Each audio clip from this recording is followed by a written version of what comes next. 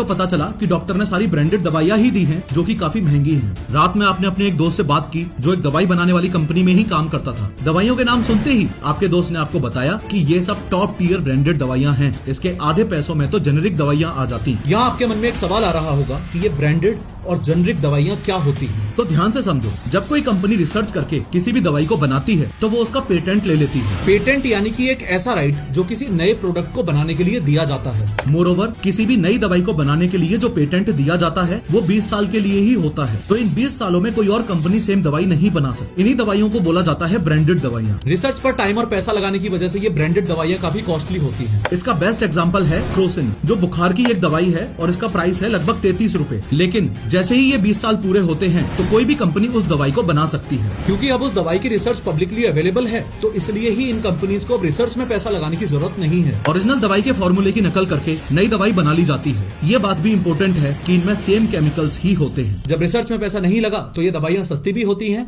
इसलिए इन दवाइयों को बोला जाता है जेनेरिक दवाइयां। जैसे अब आपको बुखार होता है तो डॉक्टर आपको पैरासीटामोल नाम की ये वाली दवाई देता है जो कि एक जेनेरिक दवाई है और हाँ, इसका प्राइस है 16 रुपए। देखा जाए तो ये दोनों ही तरह की दवाइयां सेम काम करती हैं, सेम केमिकल कंपोजिशन से भी बनी हैं। बस फर्क सिर्फ इतना सा है कि ब्रांडेड वाली दवाइयां थोड़ी महंगी हैं क्योंकि उसका नाम फेमस है और उसे बनाने में भी ज्यादा पैसा लगा है। अब होता ऐसा है कि ये बड़े बड़े ब्रांड्स डॉक्टर्स को अपनी दवाइयां बेचने का कमीशन देते हैं। ये कमीशन कैश में भी हो सकता है और एसी, टीवी, मोबाइल या फिर कोई ट्रिप के तरीके से भी हो सकता है। इनफैक्ट हेल्थ मिनिस्ट्री ने प्रेस इन्फॉर्मेशन ब्यूरो की मदद से बार बार डॉक्टर्स को ये भी सलाह दी है कि वो ब्रांडेड दवाइयां लिखने की बजाय जेनेरिक दवाइयां लिखें और इसका रिसेंट सर्कुलर 28 जुलाई 2023 को ही जारी किया गया था। फिर भी सभी डॉक्टर्स भगवान थोड़ी हैं।